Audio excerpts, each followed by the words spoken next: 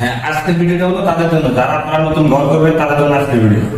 আপনি নতুন ঘর করতেছেন কিন্তু আপনার বিদ্যুৎ ব্যবহার কোথা থেকে করবেন? আপনার পুরাতন ঘরে একটা মিটার আছে, আপনার ওই মিটারটা হয়তো আপনি চাচ্ছেন নতুন করে আনতে।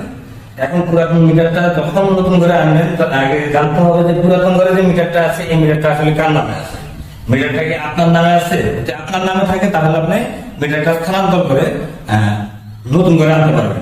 আর যদি আপনার ওই মিটারটা আপনার দাদার নামে, বিশেষ করে পুরাতন গরুগুলোতে মিটার থাকে ওগুলো হয়তো দাদার নামে বা বাবার নামে, বেশিরভাগ সময়তে আমার মৃত থাকে, কিছু মৃত ব্যক্তির নামে কোনো কিছু হয় না। সেই সময় আপনার সাইডে কিন্তু পুরাতন ঘর থেকে যে মিটারটা আছে নতুন করে তাহলে আনতে পারবেন না, কারণ মিটার মৃত ব্যক্তির যে মিটারটা ওইটা আপনার নতুন করে সরকার অমূল্য বিদ্যুৎ আপনাকে দেবে না, আপনার জন্য নতুন মিটার নামাইতে হবে। সেক্ষেত্রে আপনারা যারা নতুন ঘর করবেন তারা অবশ্যই নতুন ঘর করার পূর্বে নির্মাণ মিটার নামাবেন। নির্মাণ মিটার দিয়ে ঘর নির্মাণ করে নেবেন, এরপরে আপনার ওই নির্মাণ মিটারটা আপনারা আবার সিঁড়ি রূপান্তর করতে পারবেন। তো আজকের ভিডিওটা ধন্যবাদ।